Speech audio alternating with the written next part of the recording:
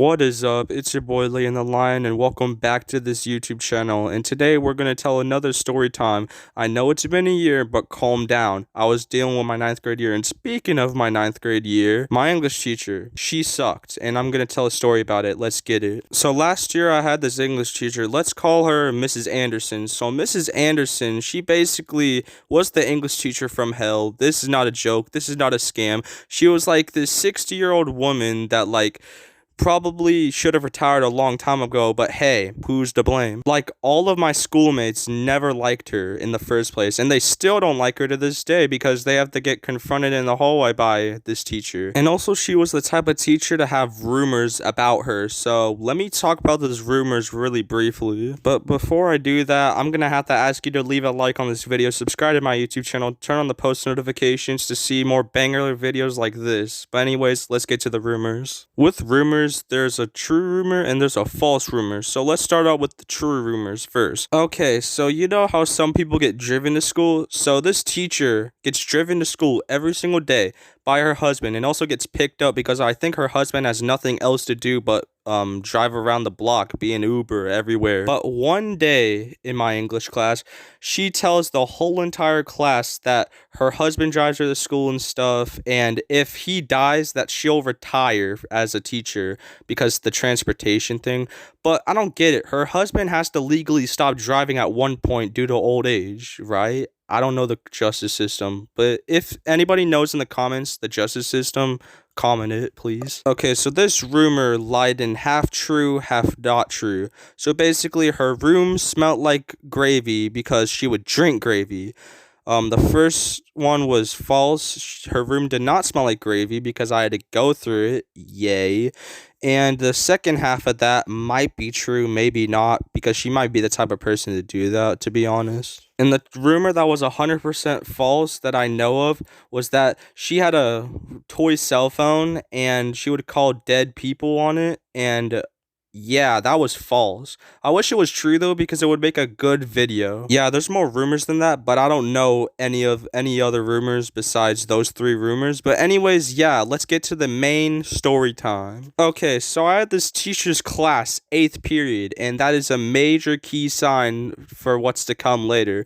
So anyways, this teacher was basically, her class was easy, but she taught it in very hard ways. Cause yeah, English teachers are meant to do that for some reason. Yeah, so on the first day of school, I was not hyped to see her because I was complaining about her all summer. I don't know why I was, but I was going through phases. Then I had her 8th period, so it was the very last period of the day, which was not good. It was not hype. She was basically reading like class manual and stuff, like in doing like the first day of school normal stuff. Like, she had this like personality of like a nice person like the first couple weeks of school, and then towards like the 4th, 5th, 6th weeks of school and stuff, she became a dictator. Let's just say that. Yeah, so basically the hardest stuff in that classroom was the book talk project, like this Google slide project that was like about 15 to 20 slides long of basically summarizing your book with like a plot diagram thingy mabobber. I don't know why. We had to like basically summarize the whole entire book from the exposition all the way to the resolution and the denouement, because I learned French words, okay? And keep in mind, the language that I was learning was not French, it was Spanish. And that class was the greatest class I've ever had because I had all my friends in there. We also listened to a bunch of Lee and the King songs. Hey, that's me, which you should go do right now. First link in the description down below. Sorry for the soft promo. But that's for a separate video. So, like, back to the worst class I've ever had that year. And for, like, the last two book talk projects or something like that, or all of the book talk projects, I got audiobooks. So basically, you have a person read to you, and it's like the easiest cheat code of all time. Pretend this is a secret and don't tell any of your teachers this, because certainly Mrs. Anderson did not know this yet, but I was listening to an audiobook and I wasn't reading. So I was pretending to read in her class when she had the thing called reading workshop. So basically you get to read the whole entire period, and then you got a reading makeup where you had to like sign out a form and you get to read that whole period as well. So yeah, you got to read the whole time, and some people slept. I was probably one of those people who slept, but I don't remember. And when everybody was done, we had to present these, but luckily we didn't have to present them because for the first and second talk projects, we basically had school off or we had to go online. And then for the third one, she just straight up forgot because she has a memory of a fish. And she also, not to mention, has a hearing of a person after watching a Morgues video. So we'll get to that later. And I got all A's on those projects because I used Google or I just knew half the book. So, see, kids, Google is the correct answer. I'm just kidding. Soccer moms, if you're watching this, do not let your kids use Google unless you want them to. Then I don't care. Don't blame me if they get in trouble. Okay, so I had the class 8th period if y'all forgot already. And due to the beer virus, we had to let certain classrooms out early. Like every single alternating day would be odd, even, odd, even, odd, even. And then they would like go in a circle until like 34 weeks. And then stuff happened. Well, sometimes it would be even for like a whole 2 weeks straight, and then it would be odd for like a whole 1 week straight. So odd number classrooms. Why did we not get out first half the time? Okay, so this lady had the absolute gigantic balls, well, figuratively, not literally, because she took everything literally because she's a 60-year-old woman.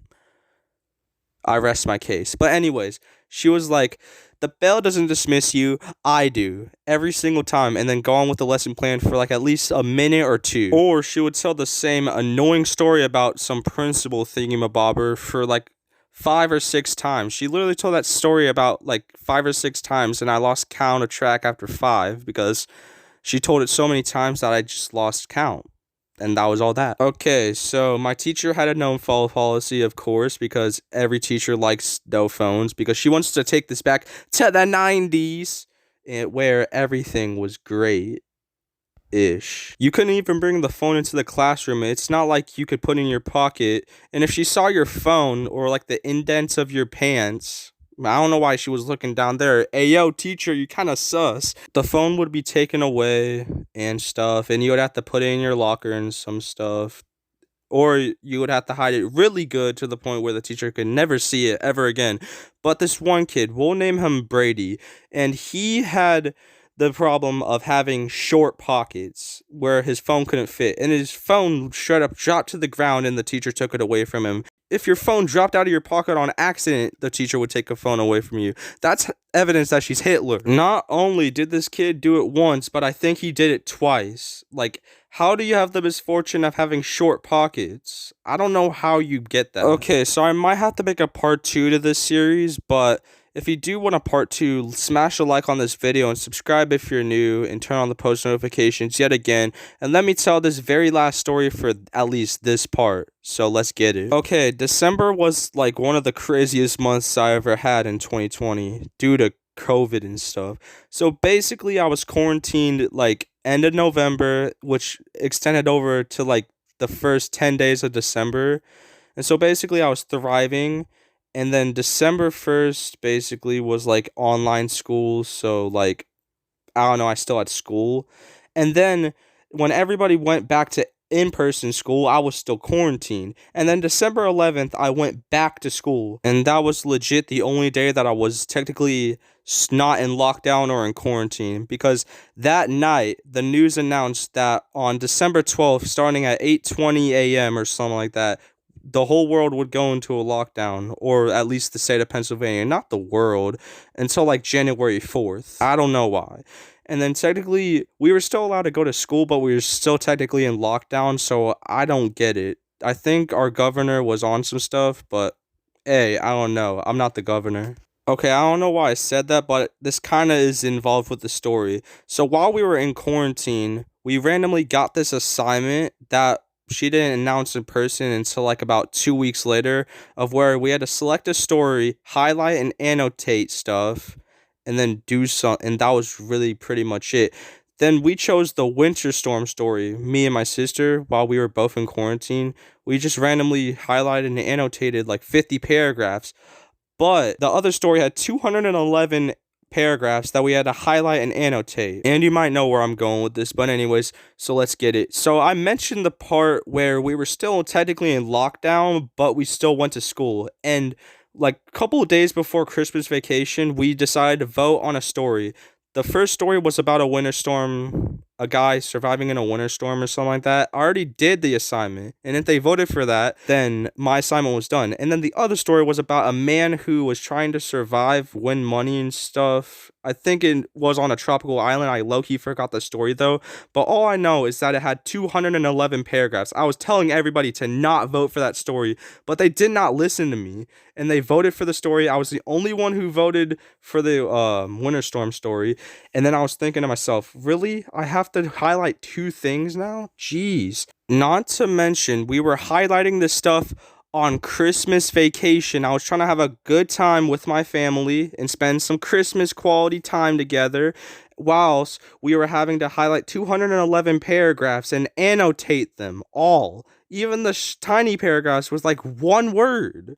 Jeez, this teacher was like a dictator. You may now know why she was the worst teacher to ever exist. I rest my case now, and this is just the first part. There's multiple stories like this. Then I counted up the total in my head of how many paragraphs I highlighted and annotated, and I came up with 263 because the first story had 50 paragraphs. The second story had 211 annotations and paragraphs and stuff. And yeah, please pray for me. I still have the traumatic experience of that from last year, and we're not even a year old yet of that thing. We're still in November. Dang. And if you're wondering what happened to my sister, she didn't get that story. She got the other story that we already highlighted and annotated before this assignment existed. So she lucked out, and I was the unlucky one. So yeah, I wish I was in that second period class. And also mainly because my best friend was in that class as well. So yeah, shout out guidance counselor for picking out the worst schedule in my opinion. And anyways, that is it for part 1 of this video. Part 2 will be out soon, I hope. And anyways, hope you guys enjoyed this first part. Smash the like button, subscribe if you're new, turn on post notifications. I've already said this for the 3rd time. But anyways, I'm out. Peace. Have a great day.